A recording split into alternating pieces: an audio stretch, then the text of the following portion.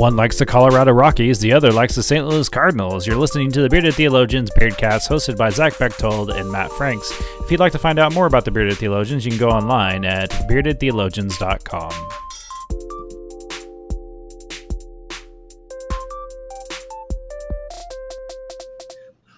Welcome to the Bearded Theologians special Father's Day podcast. I'm Zach Bechtold. I'm Michael Bechtold.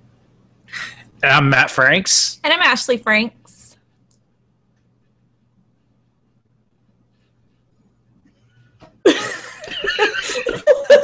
We have our wives on for this special Beardcast. We had them on for Mother's Day, and we asked them a bunch of questions on the spot, and we wanted to bring them on and let them return the favor, I guess, and let them ask us, Matt and I, questions about being fathers and pastors, and we don't have a clue what they have for us. They would not tell us. So I'm going to send it over to Ashley. She's got the first question, and we'll just go from there.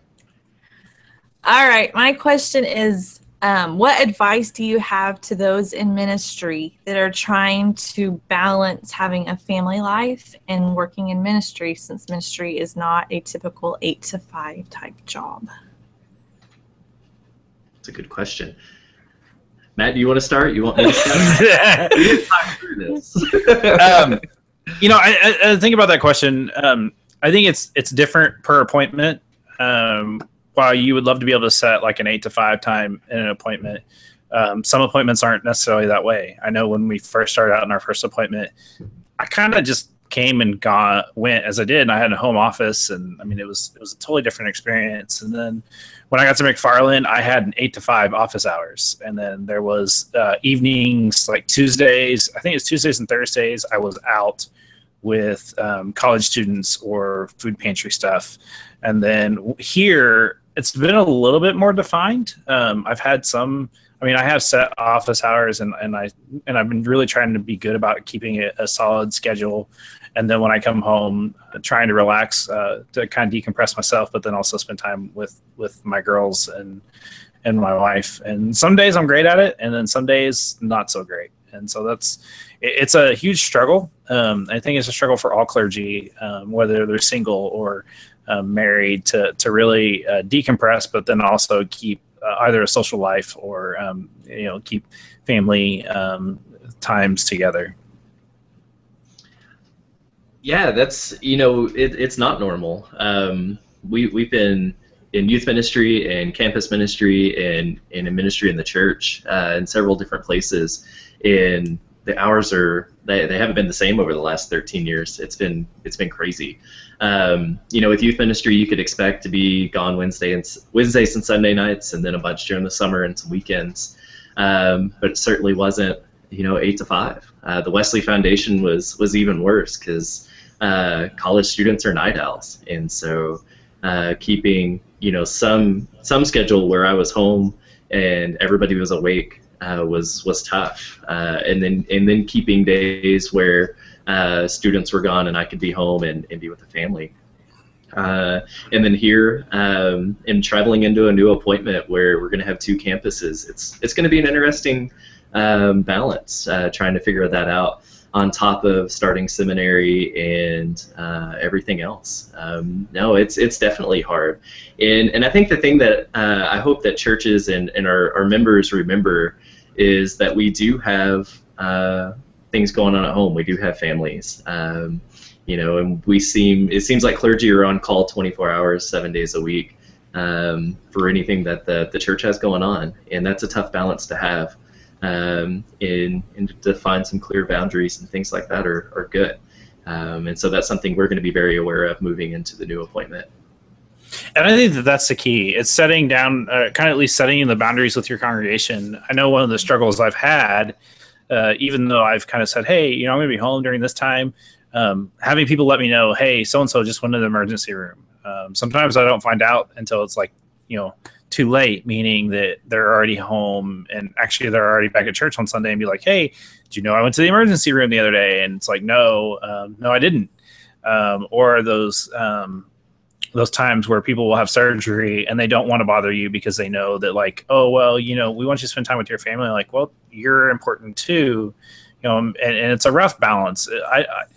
I've talked to many clergy over the years. I don't think there's a strong suggestion how to balance that out. To really answer your question, Ashley, I don't know if there is a way that it can be done in a healthy way for all parties to be satisfied. Because you might be great at home and you might be a great family man, but then you're not attending to the church and the people that you need to care for, that you're entrusted to care for there. And so then they get grumbly. Or you spend too much time with church members and then you don't spend enough time with family members, and you come home and you have no family because they've all packed up and left you. And I think that's where a healthy balance comes into play.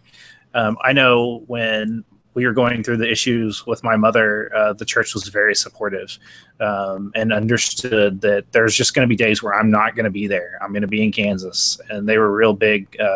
They were a real big support of me going to, and doing what I need to do to be a son in that moment in my life. And I was real appreciative of that for them. And so I think that's kind of, it's about having conversation. I think it really comes down to having conversation. And sometimes when Ashley points out, hey, you haven't spent enough time with us, that's kind of a nice signal for me to kind of step up my game on the fatherly side. On the pastoral side, you don't necessarily always have to remember it, because someone's always going to be complaining about you not doing enough. So it's kind of just finding the balance between the two. And it's a huge struggle that all clergy deal with, from the most successful, Adam Hamilton, to, the newest noob who's just figuring it out. And so I think that's a huge thing to wrestle with. I think so. And I think that open conversation, maybe that balance does come from the church, and the understanding of you guys do have family, you have kids and people at home that you need to tend to, and that understanding there. And then when you guys speak up as spouses and as kids, as families, of, hey, we haven't seen you. Sometimes most of the time we need to hear that, and just have that gentle reminder of, we're here too. I know I'm not always happy to hear it, but it's always good to hear. We need to hear those things. My question is, I want to know what some of your favorite things are about being a dad that's also a pastor.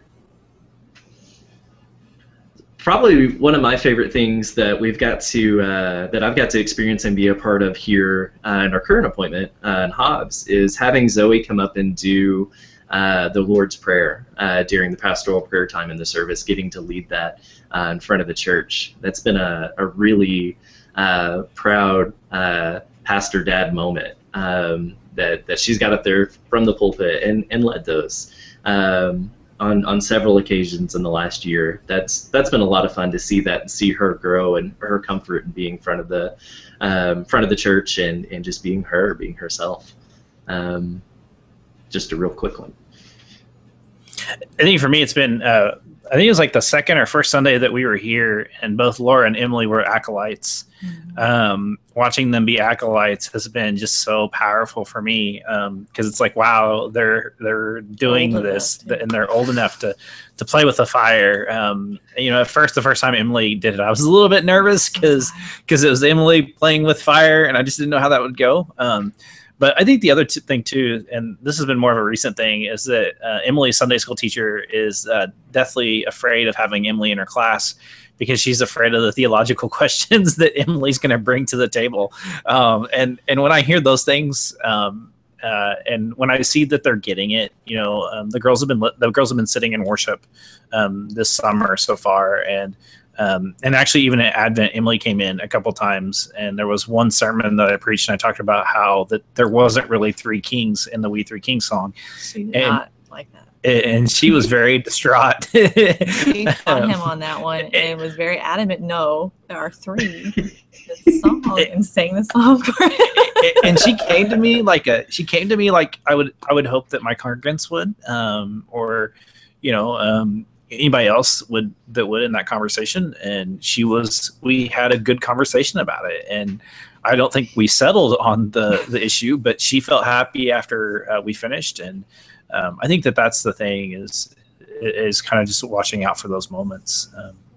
Are there any others, Zach, that kind of come to mind for you? Oh gosh, I don't know. Yeah. I mean, that's the big one. Ryan's not quite old enough to have those moments yet. She's just happy to be anywhere anywhere I am. Probably my favorite Noah moment was one of the first times I got to preach in front of people that were older than me. It was a Holy Week service in Cruces, and the three or four churches that were in town got together at one church all week long, and they had guest pastors, and I got to be one of them on behalf of the Wesley Foundation. And Noah was, I don't know, maybe 2, 3. He was still pretty small, and he happened to be in that service, and he was not happy to sit in the congregation. He wanted to be with me, and so I got to hold him and preach a Holy Week service, which was a lot of fun. Because it just reinforces that kids belong there. That's good stuff, and it doesn't bother me, and usually doesn't bother pastors to have those kinds of noises and things going on. That's a good thing. And so it was fun to have him and just be there and have that as an illustration of, look, this is life. This is the life of the church coming up through that. I know for me, one of the other things I'm looking forward to this. It'll be in a couple of weeks. Laura is going to be at elementary camp, which is 2nd through 5th grade, and that's a camp that runs the same time that I'm in 6th grade camp across the creek. I mean, I'll see her at lunch and breakfast and dinner and other times throughout the couple days that they're there. But I'm really excited to get to see that from that perspective. Also sad too, because I've been doing this camp for long enough. Now that Laura is on the other side of the creek, I'm kind of having one of those emotional "I'm getting old" moments. That I shouldn't have kids that are old enough to be in camp yet, because I remember when I was a young whippersnapper. But I'm excited to hear her stories from camp. Emily went to camp for the first time last weekend, and listening to Emily's stories and what Emily's experience at camp really was, it just warmed my heart. And I know for me, and I know Ashley, camp is so important for us, and to bring our kids up into camp is something we really are looking forward to doing it together.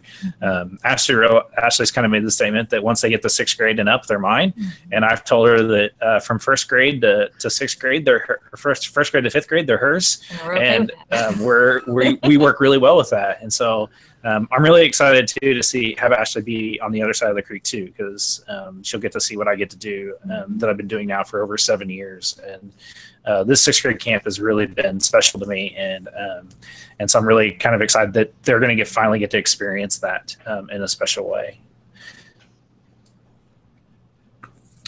So it's Father's Day on Sunday, and we wish all the men in our lives and men around the world a happy Father's Day. But before we kind of bring this to an end, I kind of have a question for the ladies.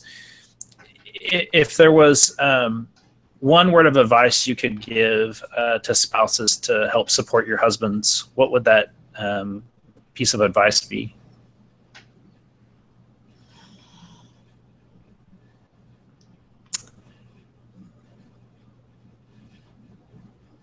Interesting. You always throw us on the spot. You don't give us warning.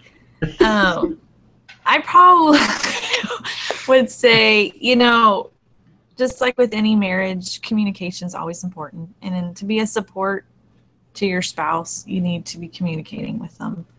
And be present in the way that is natural and is what feels right for you, which is going to look different to every spouse. What I naturally am drawn to in the church may not be what the next spouse is drawn to, and do what you feel is best. But I think as long as you're openly communicating with your spouse and being present within the marriage in the way that you feel is best. You mean you don't play piano? No. Sorry. I don't play piano. That was one of the first questions we got when we got here. I've been warned of that question, so it's okay. Yep. And yes, churches automatically assume that certain spouses are probably going to do certain things, but I think within the relationship part, if I'm communicating to him the stuff that I don't want to do or that I do want to do, and that and then I can be an encouragement for the things that he's trying to do and establish. That's the best thing I think I could do as a spouse, more so than having my own agenda at every church. I agree with that completely. I know for Zach and I, we went through a time early in our marriage where we were at a really rough church, and it was hard on us, and it was hard on us as a family and as a married couple. And I learned in that moment that I don't need to be a preacher's wife all the time. I just need to be a wife and leave the church stuff at the church a lot of times. If he doesn't want to talk about it, then I'm not going to make him talk about it. I don't ask questions unless, it has to do with me personally. If he wants to download to me about it, then he's free to. But I try to respect that when he enters the door that, his workday is over. He's here to be with us. He has other things that he wants to focus on, and he doesn't want to think about church stuff anymore. And so that's been helpful to us, is that, I give him that space and, help in that way to set the boundaries that he needs to set for the family. Well, we give thanks to our spouses for doing this. I felt like I communicated that we were going to do this a little bit better this time. You did give me a little bit more heads up. I didn't just bring the stuff home and said, "Hey, we're doing this." That's what we did last time. I sent her a text in our conversations today, and I think that's the key. I think the key to any successful marriage is to have good communication, and I think that's when marriages fall apart, is when the communication falls apart. And it goes the same thing with being a dad. The only way that you can get to know your kids and inspire your kids and be an influence on your kids is communicate with them. And I think that's vital for all aspects of life. And so we thank you, ladies, for your time today. And this has been the Bearded Theologians Beardcast. And a few things before we wrap it up tonight. Don't forget, we've got a couple more weeks left in our meme competition. Don't forget to post those on our Facebook page. We've enjoyed the memes that we've had so far. There's been some good ones, and it's actually been very difficult to make a judgment call. And no, the meme that we posted that has had the most hits will not win because it's our meme. But we definitely have appreciated all the memes that have been there, and it makes annual conference a little bit more fun. And so we encourage you to keep posting. You have until July 1st, and then we will kind of decide through a small committee of me, Zach, and UMC Memes guy. We're doing this by committee. Yeah, it's got to be very Methodist, so we have to have a committee. And very Trinitarian in having three, so we're good. So we encourage you to keep posting those. And then, we'd love for you to buy a mug or a hat or any kind of other Zazzle product that we've put together.